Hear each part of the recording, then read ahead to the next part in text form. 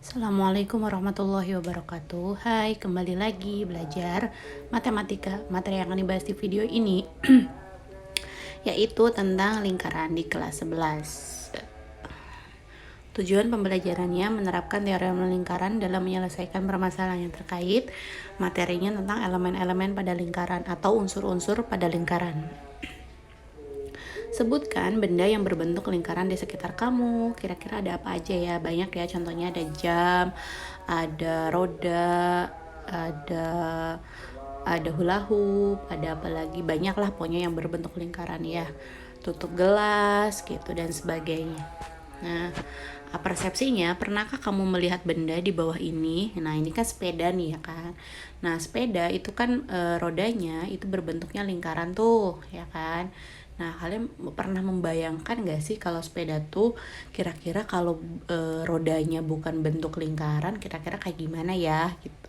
Ini digambarkan ada yang bentuknya persegi, ada yang segitiga, ada yang segi lima, atau tidak beraturan gitu ya. Kira-kira bakal jalannya kayak gimana sepedanya gitu ya. Coba bayangkan mengendarai sepeda dengan roda seperti gambar di samping. Apa yang kamu rasakan? Ya, roda sepeda berbentuk lingkaran, setiap titik pada ban sepeda jaraknya sama dari poros roda.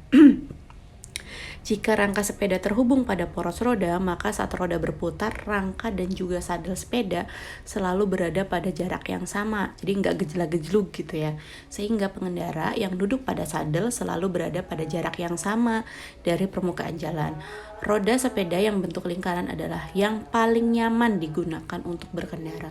Kalau bentuknya bukan lingkaran, itu udah pasti pengendaranya tuh tidak nyaman ketika mengendarai sepedanya. Ketika gue sepedanya ya pasti gejlak-gejlug gitu ya. Kalau bahasa Indramayunya mah gak jelas gitulah ya posisi pengendaranya. Jadi lebih nyaman itu ya sudah dipikirkan bahwa sepeda tuh ya rodanya berbentuk lingkaran gitu.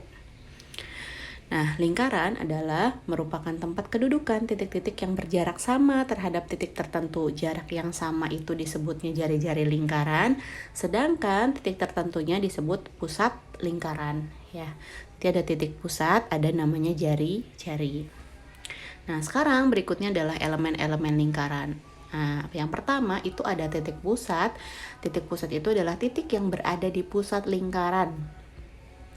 Yang kedua adalah jari-jari. Jari-jari adalah ruas garis yang menghubungkan pusat lingkaran ke sebuah titik pada lingkaran. Yang ketiga adalah diameter. Diameter itu adalah tali busur yang melewati pusat lingkaran. Nah, yang keempat ada busur. Busur itu bagian dari lingkaran, ya. Yang kelima ada namanya tali busur. Ruas garis yang menghubungkan dua titik pada lingkaran. Nomor 6 ada namanya juring. Adalah daerah yang dibatasi oleh dua jari-jari dan sebuah busur. Nomor 7 adalah tembereng, daerah yang dibatasi oleh tali busur dan busur. Nomor 8 adalah apotema, jarak dari pusat lingkaran ke tali busur. Oke, tadi kan udah dibahasnya ada 8 kan ya. Nah, kita coba nomor 1 namanya apa?